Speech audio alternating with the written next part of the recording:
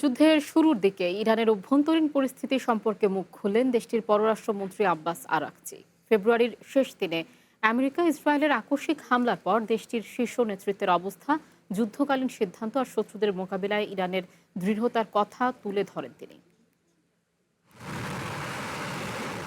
ফেব্রুয়ারির শেষ দিনে ইরানে আকস্মিক হামলা শুরু করে ইসরায়েল আমেরিকা। এই হামলার পর ইরান ও এর শাসনের অভ্যন্তরীণ পরিস্থিতি নিয়ে দ্য স্টোরি অব ওয়ার সাক্ষাৎকারে নানা তথ্য তুলে ধরেছেন দেশটির পররাষ্ট্রমন্ত্রী আব্বাস আরাকচি।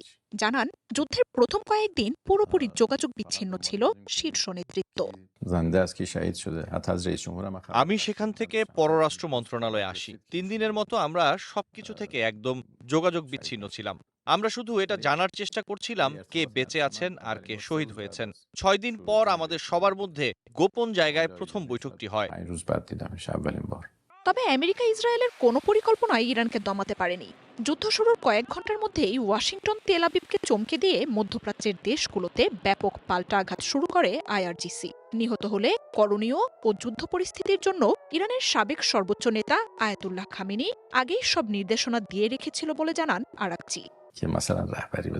কোড 110 নির্ধারিত ছিল সুপ্রিম লিডার নিহত হওয়ার ঘটনার। মিটিংয়ে সেই কোড উচ্চারণ করতে আমাদের সবার কষ্ট হচ্ছিল। তবে সর্বোচ্চ নেতা নিজেই সেটি নির্ধারণ করে রেখেছিলেন।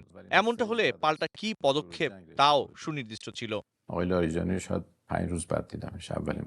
সাক্ষাৎকারে আরাকচি বলেন, সমঝোতা আলোচনায় ইরানকে ঘুষের প্রস্তাবও দিয়েছিল আমেরিকা। তবে বিজ্ঞানীদের আত্মত্যাগ ও নিষেধাজ্ঞার মধ্য দিয়ে অর্জিত ইরানের পরমাণু কর্মসূচি বিক্রয়ের জন্য নয় বলে সাফ জানিয়ে দেয়া হয়। আরাকচি জানান, হুমকি বা ঘুষ কোনো কিছু দিয়ে ইরানের বিরুদ্ধে সফলতা পাওয়া যাবে না।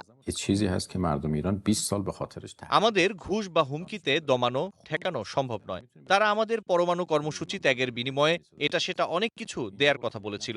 তবে 20 বছরের নিষেধাজ্ঞা আর বিজ্ঞানীদের রক্তের বিনিময়ে অর্জিত এই কর্মসূচি কি বিক্রি করা সম্ভব? আমি সোজা বলেছিলাম, আপনারা তাকে হুমকি দিতে পারেন, যারা এটা শুনে ভয় পাবে। ইরানের পররাষ্ট্রমন্ত্রী বলেন, সংঘাতের মধ্যেও তাদের মৌলিক নীতিতে কোনো পরিবর্তন আসেনি। শত্রু ও বন্ধুরা ইরানের শক্তি স্বীকার করে নিয়েছে। তিনি বলেন, আসল পরমাণু বোমা নয়, বরং বিশ্ব এটা বুঝতে পেরেছে হরমুজ প্রণালী দেশটির সেই অস্ত্র। মার্জিয়া উপমা, ওয়ান ইন্টারন্যাশনাল ডেস্ক।